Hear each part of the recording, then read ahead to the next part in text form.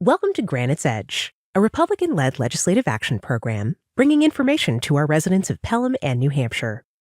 News about legislation that's happening right now in our state capital of Concord that will affect you. Why are we called Granites Edge? Our small town of Pelham, New Hampshire is located on the southern border of our wonderful Granite State, so we're right on the edge. And as all of you know, that edge is exactly what we have over others. Granites Edge. In this program, we'll take a dive into some of the most important legislation of this session. We'll talk to legislators about the challenges in our state and about the committees they serve on. And every month, we'll have a special guest, someone who's an expert in their field who will bring you the truth about important topics that are linked to important legislation that may affect your liberty and freedom. Your host today is Herschel Nunez, an elected state representative right here from Pelham, New Hampshire, who thinks it's important that you know what the legislators know. So stay tuned. We have a great show for you today. Hi, my name's Herschel Nunez, and welcome to Granites Edge. Today, this is our maiden voyage, and we're going to talk to some special guests that are going to bring us some great news about legislation that's coming from Concord. And we also have visitors here from our Pelham GOP. Today, Kimberly Rice is here with us. She is a state representative from this district. She lives in Hudson. She's also in leadership as a policy advisor, and she serves on the Children and Family Law Committee. Thanks for being here, and now we'll get along with the program. Hi. Hi, Kim. Hi, Herschel. How are you? Good, how are you? Thank you for being here with us today. Thank you for having me. Kim, just so some people out here will have a chance to get to know you and get a feel for who you are, why don't you tell us just a little bit about yourself and what you do for the legislature? Okay, well, I live in Hudson. I've been there for approximately 11 years now, I think. I grew up in New Hampshire. I grew up in Dover. I have 4 kids, 3 stepkids, a husband, a dog, and a puppy. And I currently am the Republican Policy Advisor in the House, former chair of Children and Family Law Committee. I sit on the DCYF Advisory Board and the Oversight Commission for Children's Services. I've also been on the Joint Legislative Commission to study the emancipation policies in the state. I've done, let's see, there's so many of them, I always forget. I'm always glad when one ends, but then usually another one starts. So. Well, I know this, that you are one of our leadership people in the minority this year. The Republicans are in the minority this year, and we have some challenges because of that. We have a lot of challenges. We have a lot of challenges because of that. But I do know that when we were campaigning to run for office, I am a freshman legislator this year.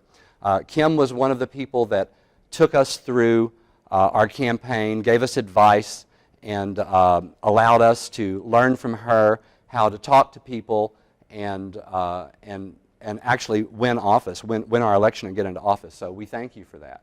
Well, thank you. Thank you for stepping up to run. It's never easy to put yourself out there and really step out of your comfort zone, you know. I mean, if anybody would have told me 10 years ago I'd be state representative, let alone in leadership, I'd get out of here. And in your 5th year, is that right? This is my 5th year, yeah. Where has the time gone?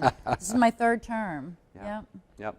Well, let's start talking about some of the challenges that we've had by talking about some of the legislation that's coming through the House. We have a lot to catch everybody up on the program because we have just hit the portion of this session where we're getting ready to do crossover. And crossover is what we have where all of the House bills have been heard in the House and all of the Senate bills have been heard in the Senate, and then they flip. And we in the House have to hear all the Senate bills, and the Senate hears the House bills, and then we move on through the final votes through the general court in the House chamber. Right. That's the way it works, right? Yep. That's the way it works. And every bill gets a public hearing. Every bill gets heard on the floor. So when you have 1,000 bills, it's a lot of work, a lot of time, and a lot of crunch because we have deadlines that we have to meet. Before we do this, can you tell us just a little bit about the committee that you sit on? You've been the chair on the committee this year. You're serving on the committee. Tell us about your committee and how there's challenges and or what the legislation looks like that's coming through there. So I'm on Children and Family Law. We deal with the family court system, with DCYF, the Division of Children, Youth, and Families, and juvenile justice, mostly the Sununu Center. It's been a challenging past couple of years and still ongoing in dealing with DCYF, trying to get money and policy through that we really need for them to function at their best, because right now we're not functioning at our best where DCYF is concerned. The opioid crisis has put a huge strain on resources, especially for the division, because we have so many kids that we need foster parents. These kids have to go somewhere until their parents are able to take care of them again. We need voluntary services so that families can in fact stay intact while they're going through challenging times. When a parent calls and reaches out for help, they're asking for help. We need to have those services there, because even a child in the worst home possible will always thrive when that family can be fixed and put together and kept together. It's more traumatizing for a child to be removed. And I know that that sounds hard to believe, but it's true. So these are really difficult, decisions, fighting to get, more caseworkers for DCYF, because they're just so overloaded right now. Well, I know that whenever we come by your committee room, there's usually a lot of people in there. There are people that, lots of people that come to testify. There are a lot of children that come into your committee room to testify. There is. We have a lot of kids that will come in and testify on family court bills because they have been literally torn apart between two parents, because parents can't act like adults and do what's best for their children. They have to make it a competition. When in all reality, we have to really focus on what's best for the kids. So kids come in and tell us how the courts created more tension, more divide in their family. And it shouldn't be about winning. The only winner we want in the family court system are the kids. Those are the winners. Well, and I think that in the Republican Party as a whole, I think that we all look for an avenue to take care of kids first. Absolutely. Yep. Absolutely. And not political games. We look for real solutions. We don't look for feel-good headlines. We want to do the best possible solutions for the kids in our state. Thank you for that. Let's move along to some of the legislation that we have to talk about. Kim, let's talk about first. Let's have a little fun. Okay. And let's talk about some of the ridiculous bills that we've seen come through the legislature. Do we have that much time? This year. Yeah, we got a little bit of time. All right. So we'll go through it pretty quickly. So we had a bill that came through, HB 290, about removing wood stoves from a house before it sells. Mm-hmm. And because of bad wood stoves. Bad wood stoves. And apparently I'm a bad neighbor for having smoke from my wood stove. Well, that was said right on the House floor. I am a bad neighbor because smoke comes out of my wood stove. The legislation on this bill stated that any wood stove made before a certain year would have to be removed before a house could be sold. And they wanted to make legislation that would stand up in a court of law that could block the sale of a house if the wood stove was still inside the house. Well, needless to say, that bill was killed. Only 65% of Democrats voted for it, and the rest of them were smart enough to vote along with us and kill that bill. We had another interesting bill that came through about banning plastic straws. These are some feel-good bills that have taken off on the West Coast. So of course, a national agenda will push that information over to us. And I think we had a little bit of fun with this one because it was reported that each person will create 80 pounds worth of plastic straws each year. And I can almost guarantee you that I won't even create a half a pound of plastic straws each year. Yeah, I'm pretty sure I won't either. And the thing about that bill and the plastic bags bill is they went far beyond what California has in their statutes. This is New Hampshire. What is happening? There's an agenda that none of us know about. Common sense has gone out the window, and it's a shame. The next bill was about banning the plastic bags and paper bags. It wasn't banning paper bags, but it was creating a 10-cent tax on paper bags at the grocery store. So think about people who may have a light pocketbook, that I'll say.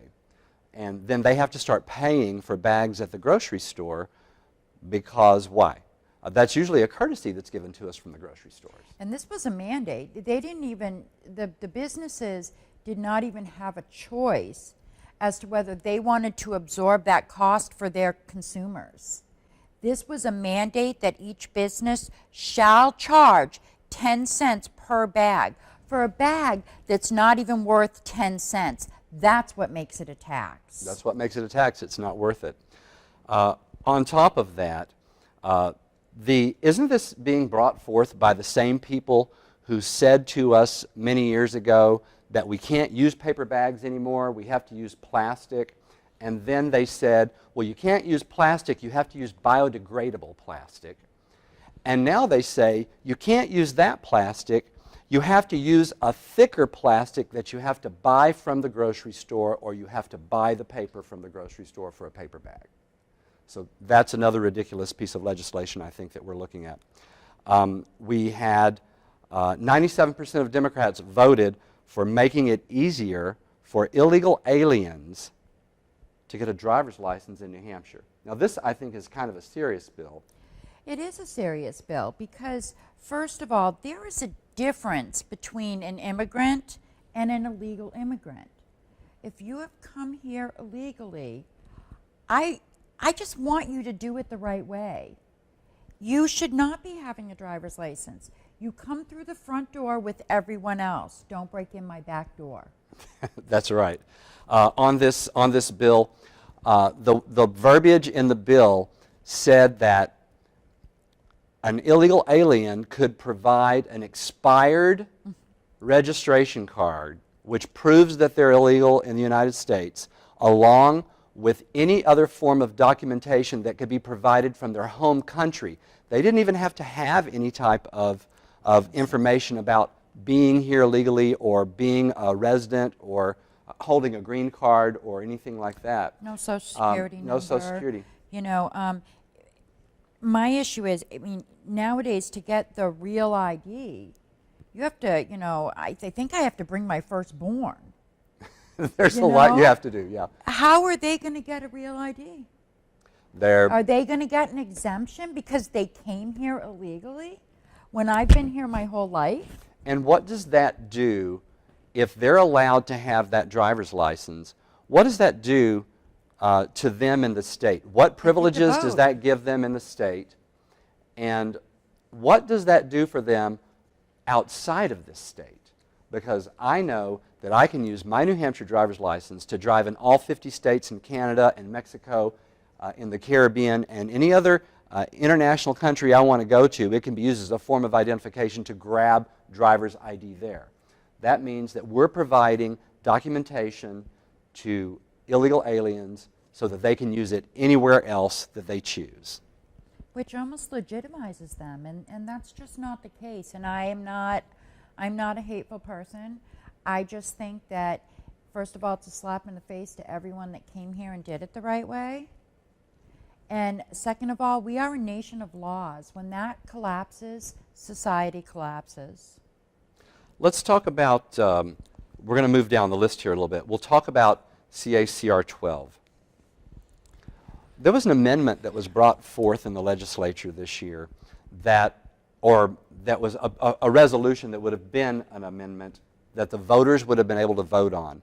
We were going to ask the voters if they ever wanted to have an income tax in the state of New Hampshire. Guess what? 99% of Democrats voted that down. Why did they do that? Because they want money to spend. They want the income tax. They wouldn't give it to the voters to let the voters determine on whether or not they could have an income tax or that they wanted an income tax. They wanted to mandate an income tax to them. And shame on them, because we are elected by the people. We should be listening to the people. I know that when people call me, they'll ask me, why did you vote this certain way? And I'll get down to the nitty-gritty of why, because one word in a bill can change the whole meaning of a bill. Absolutely. You know what I mean? Will or shall. Will or shall. Yeah. May. May. Those words I mean mean completely different things in a bill. Absolutely. So, I will happily explain to them when people call and ask me to vote a certain way on a bill, because you only hear 2 lines of a bill. You're not hearing the whole text of the bill. So I'll say, well, here's my concern about that bill, and let them know. This puts this question right to the people. Let them answer. This is their money. It's not my money to spend willy-nilly. But it was blocked. Of course it was blocked. It was blocked. So there's also HB 686, where 97% of the progressive left Democratic legislature voted to create a new tax on capital gains. Now, we have a residential capital gains tax right now, but this is a business capital gains tax. If someone is improving their life, they have to pay for it with a capital gains tax. And it amazes me, because not only are business owners improving their life and the life of their family, but they're creating jobs to help improve someone else's life. And isn't that the whole premise of our nation? To be profitable within your own life so that you can help your family and help others. Exactly. That's what it's about. But according to the Democrats, it's bad. It's bad. So moving right along here, HB 641, an additional room tax. If you wanted to rent out a room in your house, 94% of Democrats said you have to pay a tax for that. I wish they'd just stay out of my house. We'll leave that one right there. 99% of Democrats were for raising the business taxes, and I believe that there is a bill that they put through right now that freezes it at the current rate, with the caveat of raising it higher than it was, which would be higher than any other New England state. And again, they won't be happy until they run every business out of this state. Now, if you look at other states and see what's happened, they're losing big companies. They're leaving states, and when that happens in our state, when they successfully, first of all, put every small business out of business, then the large businesses go, then our state fails. Shame on them. Shame on them. Because what happened when our Republican-led legislature instituted decreases in the business tax? Revenues increased. Revenues increased, and everybody was amazed on that side, but on our side, we knew the policy would work. And we told people it would work. And it did work. And it has worked. And the proof is in the pudding. It's working. It's working. We have the lowest unemployment rate in the country, I think, right now. I mean, our state is so prosperous right now. It's amazing. And it seems like all they want to do is undo all the good that's been done. How do you not see what's working? I don't know what they can see. I'm not looking through their lenses, but I completely agree with you on that. Let's talk about this vaping tax, because I think that this is problematic. They put a bill through the legislature that says we want to increase a tax on vaping tools, e-cigarettes, by 65%. 65%. 65% tax on vaping tools. Now, I know a lot of people who quit smoking because they were able to use a vaping tool to help them get off of cigarettes. My husband's doing it right now. He's using the Juul. And I'll tell you, I'd rather have him using that and wean himself off of the nicotine than to continue smoking cigarettes. But as far as the majority of the legislature is concerned, that needs to be taxed at 65%. 65%. Let's move on down our list here. We have had several gun bills that have come through the legislature this year, and they were all problematic. Some of them were passed on through by the left, and most of these were between 95 and 99% of their caucus voted to pass these bills on to the next House. And can we talk about something that I know that made the news? I actually heard from a constituent who messaged me and said, please tell me, were these people in the Criminal Justice Committee mocking Mom's demand because they were wearing pearls? And can we just address that for a minute? Because there was absolutely no malice Not at all. in that at all. The Women's Defense League has used pearls as their almost symbol for years now. I can't tell you how many strands I have laying around because every time there's a gun bill, they hand out the pearls. Every time. It was in no way mocking anyone. All I can ask is people, please call your legislators. Ask them for the real story. Don't just assume that what you hear on the news is the truth, because I can guarantee you're not getting all the information. That's correct. The Women's Defense League is a women's rights group organization that has licensed instructors where women teach women how to use firearms responsibly.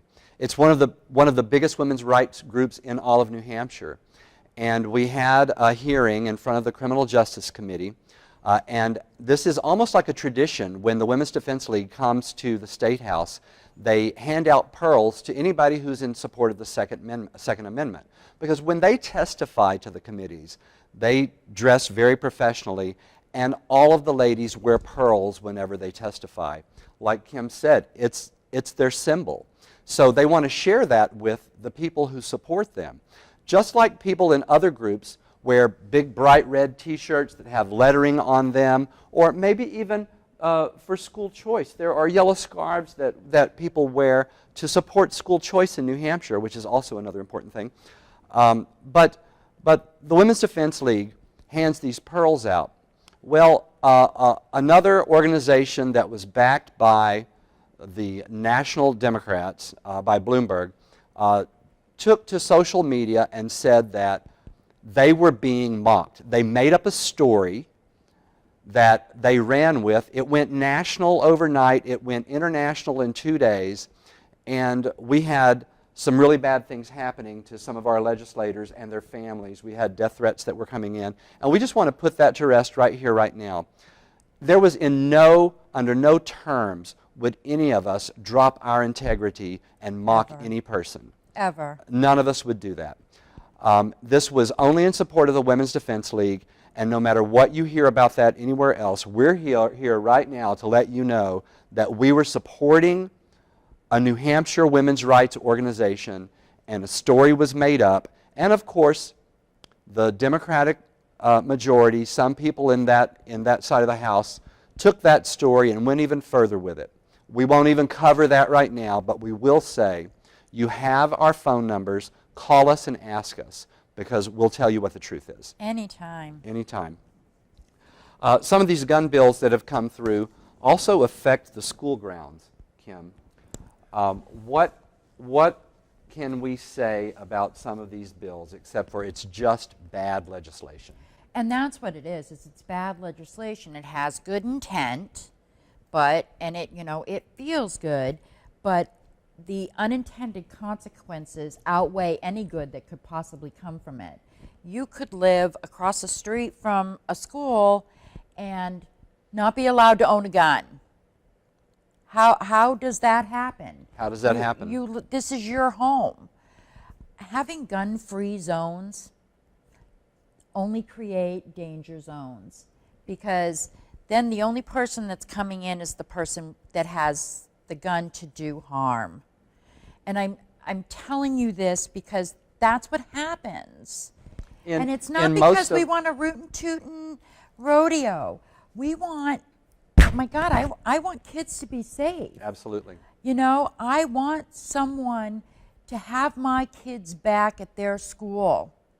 I don't want them to be sitting targets. That's right. Because the only person that's going to come through there with the gun is the bad guy. That's right. And the bad guys will always get the guns no matter what. No matter They'll what get the law is guns, written. they'll no get matter, the knives. they'll always have their weapons. It doesn't matter because criminals don't care about laws. They don't care about They laws. don't. That's why they're criminals. Well, let's break down some of this legislation for a minute. There was a rule in one of the bills that said 1,000 feet from any school ground you cannot have a gun in your possession, which means any home that would be in 1,000 feet of the school ground, they would have to confiscate their guns. That's a gun confiscation bill. Within some of this same legislation, if you had a weapon inside your car, we have constitutional carry inside the state, so we can take a weapon with us and open carry or conceal carry a weapon with us at any time if you're allowed to do that by law, if you haven't done something that keeps you from being able to have a firearm.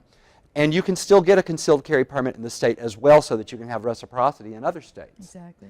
So if you have a weapon in your car and you pull up next to a school bus, all of a sudden you're illegal because you have a weapon in your car and there's a school bus less than 1,000, you know, it's right there beside you. It's within that 1,000-foot boundary.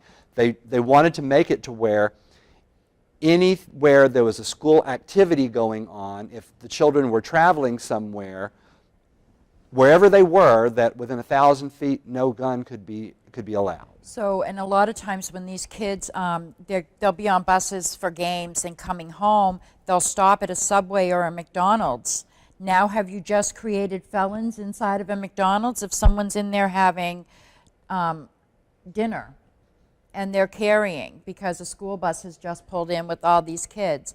So these are the things that, you know, when we vote against bills, there's very good reasons why, and we have seen a lot of bad, very bad legislation, poorly written, poorly worded. Written. Yep. I mean, it's just because they don't seem to care. What bothers me the most is that they, you know, they don't even want to fix anything. Quite frankly, it's not my job to fix their bad bills. No, it's not. My job it's is not just any of our kill jobs them. to do that. I don't have the time for that, you know. The last thing I want to say about the gun confiscation bills that have been coming through, I was at a hearing this week in Concord where a bill was introduced as an elderly care bill. And inside this bill, they talked about the elderly 5 times. They talked about financial exploitation of the elderly 7 times. But they talked about firearms 22 times inside this bill. It was very obvious that it was a gun confiscation bill and not a bill to actually help the elderly. We asked the people that were introducing the bill, if you took all of the references of firearms out of this bill, would you still want to introduce the bill? And they said no. So it wasn't about elderly care. It was about gun confiscation. So those are some of the gun laws that have been coming through. We have some voter fraud laws that have come through. 99% of Democrats voted for making it easier for out-of-staters to vote in New Hampshire. Friends, I have to tell you, this is New Hampshire. This is where you live. Every person that you elect affects you personally. Do you want someone coming into our state and voting, then leaving? They'll never have the consequences of the actions because elections have consequences. When you let anyone come in here to vote on issues that clearly affect you as a resident of this state, your voice doesn't matter anymore. It just doesn't matter. The way the bills are being written, the way that they're being introduced, we've seen many pieces of legislation that simply broke the Constitution. It was just unconstitutional. But they are voted and passed through anyway, and that confuses me, Kim. Because they don't care. It's all about feels good. What's going to get them the headlines so that they can make it look like they're the only ones that care about the people. When I tell you that it's us in the trenches doing the hard work, making the good bills that really will affect people's lives. Because we do care. We don't care about the headlines. We care about the people. We care about the people. So there's a couple of things that we don't have on our list that we've been looking at here. I want to talk about the family medical leave bills. Okay. Now, The this is income where tax? the income tax. Oh, but no, wages, when they take money out of your checks, that's not an income tax, right? Right? Isn't that what that gentleman got up and said? That's what he said. He said that it was a deduction from your payroll. I don't even know. A deduction from your payroll that the government takes is not an income It's tax, not an income people. tax. So there were a couple of family medical leave bills that came through, and these bills were written almost identically. Now, I know that the intentions are good, but mandating that every single working person in the state, adult or child worker in the state, must pay into an insurance program at 0.5%. These kids will never work enough hours in their summer jobs to take advantage of this program. And we heard people introducing these bills say, well, we just need to get them to put some skin in the game. Well, skin in the game means I want your money. That's all it means. I want your money because these bills have to have 100% participation in order to become solvent within the next 6 years. But Kim, how are they going to pay for it to begin with? Oh, They're going to borrow from the general fund, yeah. $26 million from the general fund to set these programs up, and $6.5 million a year to pay 45 new employees to administer the program. And it's a mandate.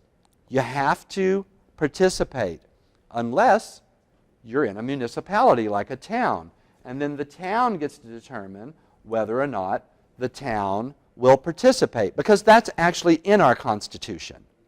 But listen to this. If there's a collective bargaining agreement in a town, and the town also has workers that are not inside the CBA, those workers can be voluntary in the program, which breaks the mandate, which makes it unconstitutional in the New Hampshire Constitution. And there might be a 14th Amendment challenge to that. And can I also ask you, I mean, what happened to the last insurance mandate we had? How'd that work out? How'd that work out? I Do we guess- remember one national insurance mandate called Obamacare? Well, I believe the U.S. Supreme Court said, that's a tax. It is a tax. And my gosh, friends, you know, come on. All these mandates on your life telling you have to do this? Excuse me? And I'm sorry, but we all know that anything the government gets its grubby little hands on gets screwed up. And Just saying. another piece of that legislation is that they were going to appoint a commissioner Oh. that did not work for the legislature. All of the control comes out of the body, goes to this person, and that person has the ability to raise the tax every quarter if they choose to, if they think that they're trying to make the program solvent. Without going through the legislature, with no oversight. And when there's no oversight, then there's corruption. Every time. Every time. And Every they will time. take every dime. I could guarantee you that every quarter they would raise that because they need that money. They need to spend it. Every time. Well, Kim, I think that we've pretty much caught everybody up for the legislation thus far in this session. We've had a lot of fun in the legislature, but it's been very challenging and it's been very defeatist because the Democrats are in majority.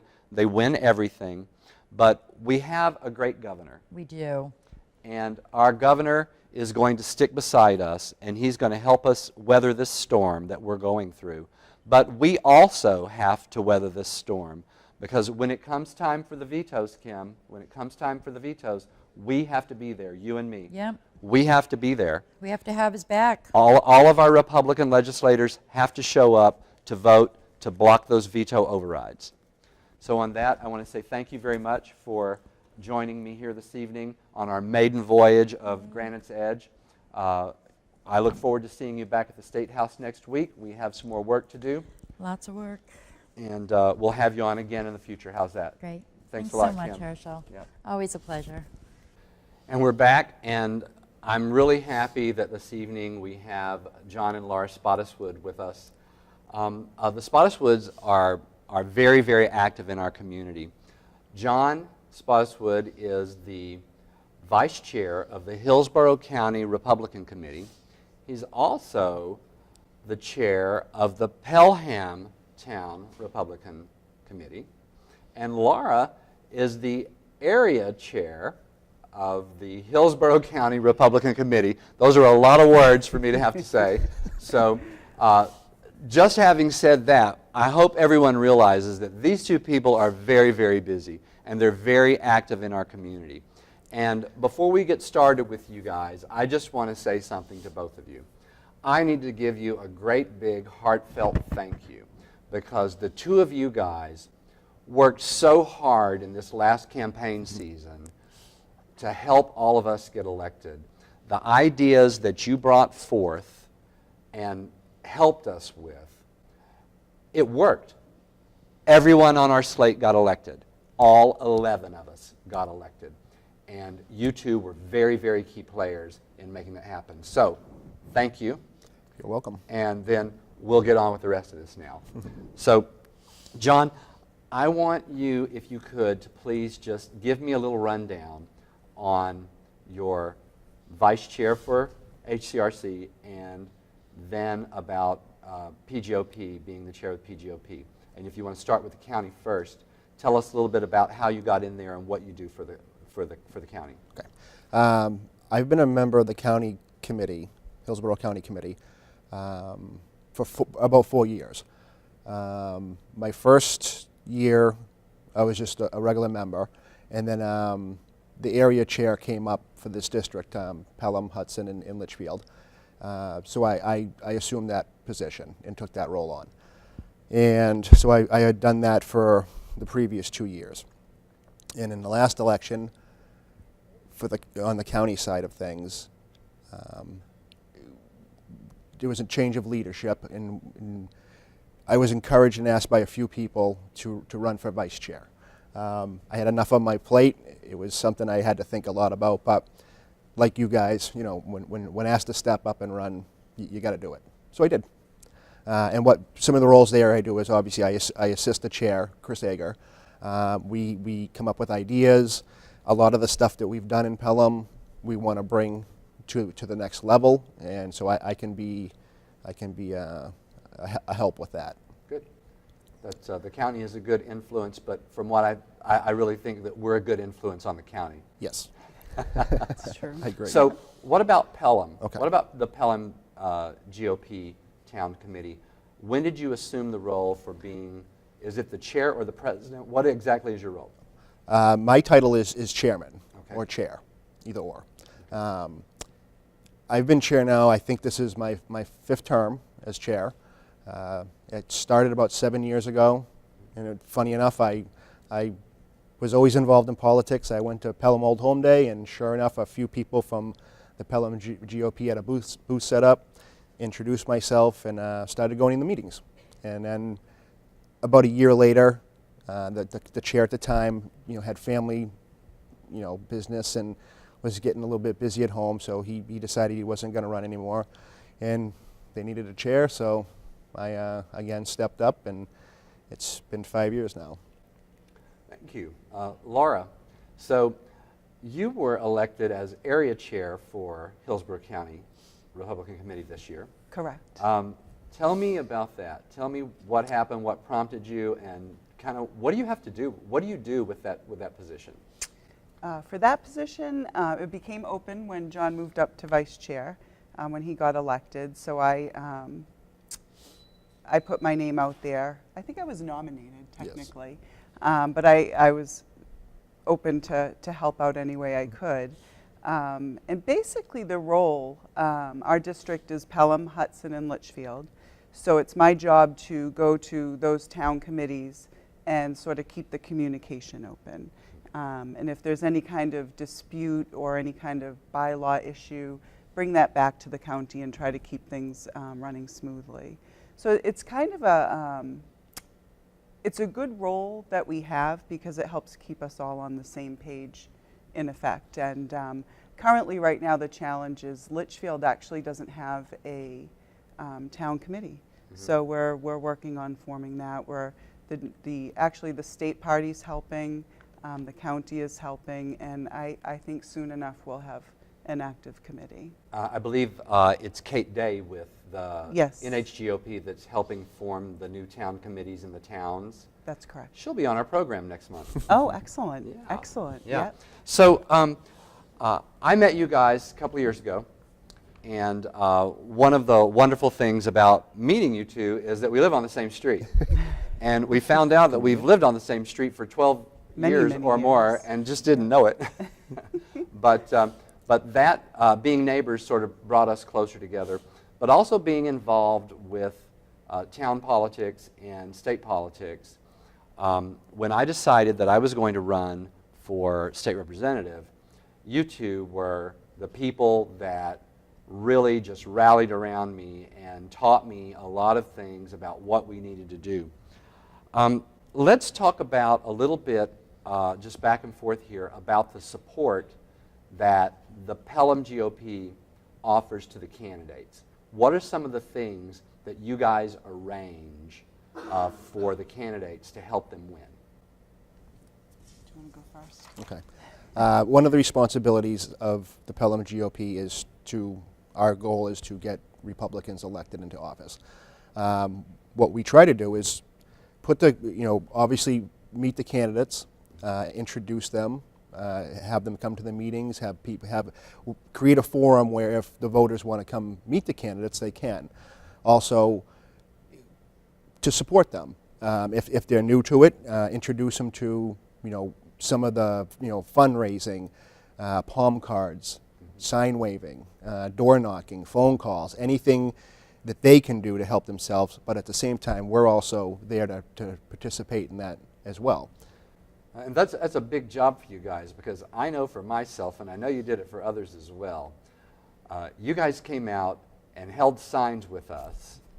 Every single sign wave, whether it was raining or it was cold or it was hot and we were sweating, you guys were out there hauling us around, hauling our material around, hauling our signs around, all our great big totems that we carried everywhere. It sort of built a camaraderie between all of the candidates, getting us all to work together and to work together with the incumbents as well. Because the incumbents had a lot of experience that they were able to pass down to us about how to run an effective campaign. But you guys also know how to run effective campaigns because you've been getting people elected for a long time. Now, I know that the Pelham GOP has won a few awards in the past, and I think that there's an awards ceremony that's coming up sometime in the near future as well. Do you think that you'll be in the running for any awards this time? I think absolutely. I think 2018, with other people's help, we had a superior slate of candidates for state rep. And we all worked really hard as a team. I don't think that we missed a beat on any campaigning. I think we hit from phone banks to sign waving to phone calls to meeting the people in the town. And I think that our recruitment volunteerism is definitely at the top of the game for the county. Well, I think that's sort of ringing true, though, in a lot of other areas, because I was at a meeting in Manchester last night where there was a statement that was put up on a screen like the ones behind us that said that this is the most exciting, fresh, and best new set of freshman legislators that's ever been to the State House. And I was in the meeting, so I felt very humbled, but I think it has to do a lot with the way folks like you help us out, because you're the ones who prep us. I didn't know what I was doing. I had no idea how to run a campaign, or I didn't know how many signs I should buy. I sat down with you guys and y'all said, this is what you need to do. Number one, get these many signs. You got to get palm cards made. You got to door knock. You got to get the app on your phone so you know where everybody lives. I mean, you guys ran us through several different pieces of information that helped us all the way through the campaign, not just like in a meeting talking with you guys. So a couple of other things that you guys do is you administer some Facebook pages for the town. Let's talk about that for a minute. Tell us what the names of the Facebook pages are and how people can communicate with you on there. Obviously, we have the Pelham, New Hampshire GOP Facebook page. That is our town, the Town of Pelham GOP Facebook page. What we do there is that's our outreach to the voters. There we can get our message out about we cover a lot on that one. We cover federal issues, state issues, and some local issues there. So we have a broad audience on that one of different likes and stuff, and it's just a way for us to communicate. And what we can use that for is, as well as for candidates, for our meetings, if we're having, if we have a monthly meeting the first Monday of every month at 7 p.m. at the Pelham VFW. We can post on there. We can keep people informed. If we're having a guest speaker, we can use that as an outlet or to reach people and let them know about it. And we try to keep it as active as possible. A lot of people, especially in a commuter town like this, when our meeting is starting, they're just getting home from work. Mm-hmm. They can't make it to the meetings. We understand that. We want more people to come to the meetings. We need more people to come to the meetings. But we can also use that as a tool to reach the voters. And we can let them also, in return, know about what's going on, what candidates are running. And if they can't make it to a candidate night, well, at least they can go there and see what happened and get some information out of it.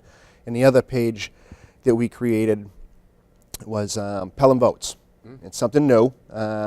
We thought that would be we wanted to focus on the town of Pelham. Mm-hmm. And so we used that page to try to just bring it right to Pelham issues. It's become very popular. Yep. Already. It's a very popular page. Yep. And in that way there we can deal, because we're all residents of Pelham. We live here. This is our town, so we're concerned about what's going on here. Not everybody wants to hear about, they got plenty of news out there on the national level. We don't have a newspaper in Pelham, a local one. So there's a resource that people can use to keep up on some issues in Pelham, voting. We try to put the information out about when the voting dates are and what to do and the ballots and stuff like that. So, two good resources. Well, that's a good segue into talking about the town for just a minute. We just had an election here recently. I think that it was a very, very light turnout. It usually is for the town elections. And what we found is that in the town elections, not a lot of Republicans come out to vote. Correct. Is that would you surmise that the same way? Mm-hmm. Correct. Yeah. We've been watching it for a while, and we try to get the word out, but people are busy, they're working. Sometimes it goes right by it goes right over their head. They don't even realize it's happening. I think that that it's unfortunate. We need to get a better turnout, and we're putting this information out to everybody right now so that they can understand that the town elections that happen in March are just as important as the midterms or the presidential elections that happen every 2 and 4 years. There were articles that came through, warrants that were passed in this past town election that I had no idea was going to affect me so greatly, but I think it affected a lot of people, and I'm just going to bring up a couple of them. The first one was the warrant that passed about the 3-acre minimum for livestock in your yard. Now, I know that we all have some thoughts on that. If you would like to say anything towards that, I'll give you a chance to right now. I've got a couple of thoughts about it as well. For me, right away, my thought was it's a property rights issue, and that's a big topic for me. In the past, we've actually raised chickens, turkeys, rabbits. Right now, we're livestock free. But you know, I would always want that option open, and I certainly don't live on a 3-acre lot. And we didn't need a 3-acre lot to raise our livestock correctly or properly. So it's a tough one. You know, you can feel for the people that were affected that put this petition out there, but at the same time, it's a properties right, and you know, it's a big deal to me. John, you want to add anything to that? Yeah, as far as on the Pelham GOP side of things, one of our key points in our mission statement is to protect property rights. It's something personally that is why I'm involved. That means a lot to me. We pay a lot for our property. We've always been respectful landowners in you know, if raising animals and stuff. I don't want that taken away from me. That's something I've earned and paid for, and I will fight against that a lot. Well, what I'll add to all of this is that the very next day after the election, I was actually off from Concord. I received over 100 phone calls at home about people who saw the results of the election, who had animals on their property under 3 acres, and they did not know what to do. They did not know what to do. Yep. So I came down to town hall down here, and I spoke with Jeff Gowan, the planning director, very nice man. We actually sat down and talked for about a half hour about this issue. And they're trying to wrap their arms around what they're supposed to do with this as well, because petition warrant goes through, the verbiage that becomes the law is exactly how it's worded in the warrant, which means they have to figure out a way to enforce it. So what I found out from them, and I'm sure that they're going to make a legal statement very soon in the near future, is that anybody who currently has the livestock on their grounds is going to be grandfathered in. You do not have to get rid of your livestock. Correct. They're not going to look at rabbits. They're not going to look at chickens. They're not going to you know, look at those types of animals that you keep in a cage or something on your property. And there's also an issue of small livestock that could be considered pets. Like, I have one call from a constituent who said, I have a pygmy goat that's inside my house that my kids and my dog plays with, and the goat runs inside and outside. It sleeps in a bed inside the house. It's a pet just like my dog. Are you telling me I have to get rid of my goat?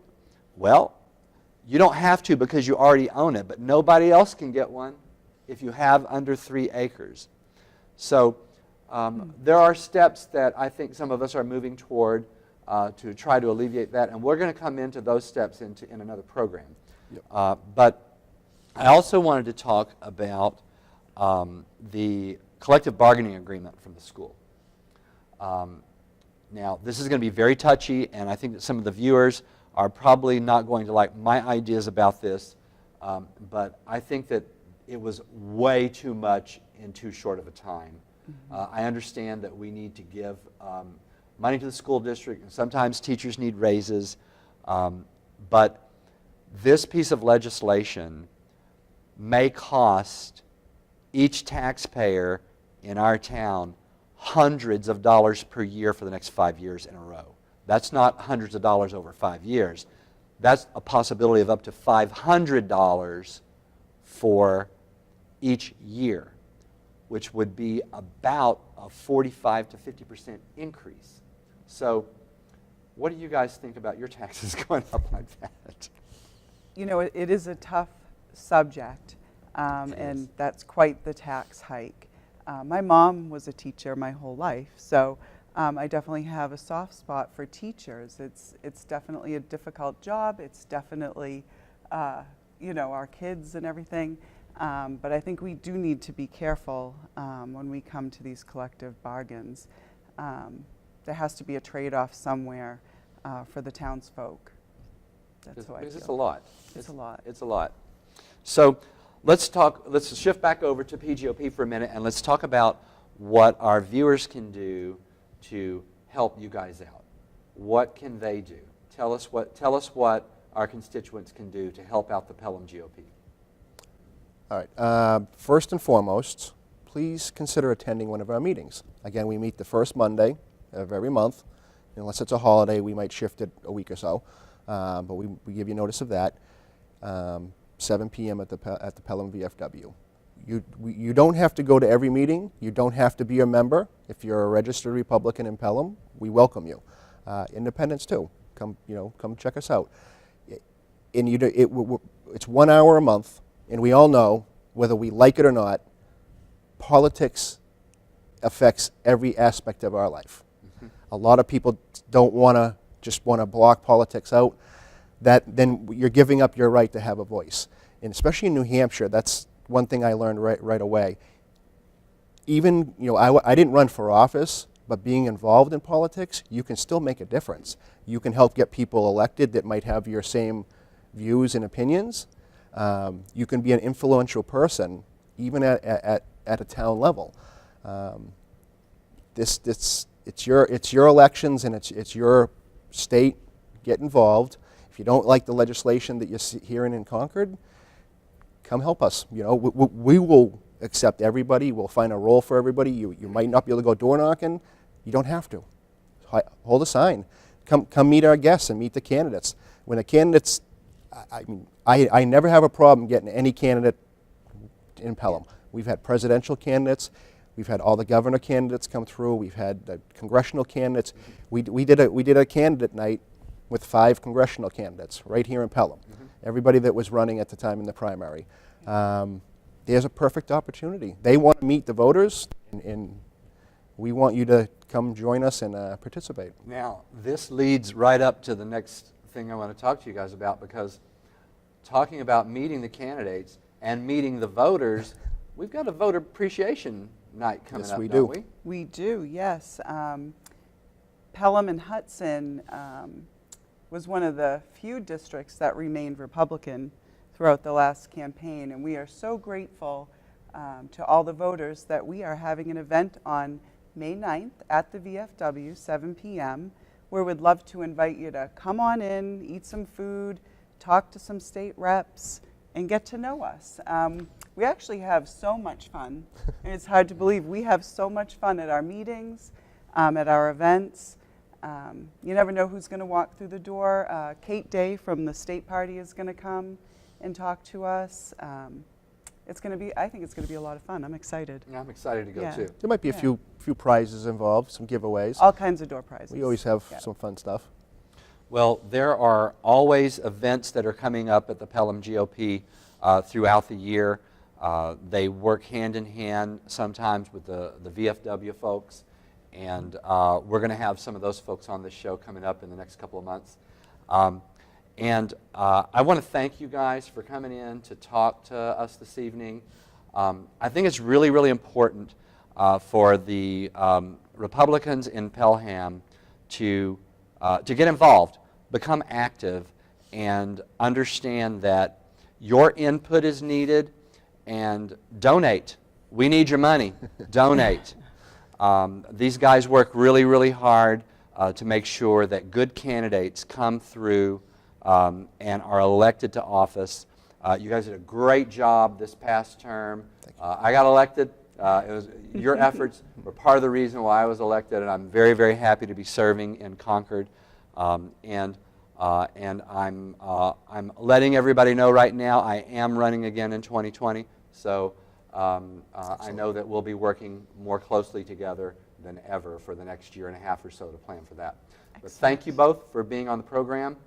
Folks, we're going to wrap it up today for Granites Edge. I hope that we were able to bring some great information to you guys, and that you'll look forward to tuning into our program again. Thanks a lot. We'd like to thank each and every one of you for tuning in to today's program. Each month, we'll bring you new information about legislation that's being proposed in our state capital. If you'd like to find us or comment on our program, contact us on Facebook at Granites Edge. We also have a YouTube channel by the same name. Links that were mentioned in our program today will be listed there for your convenience. Tune in next time to Granites Edge.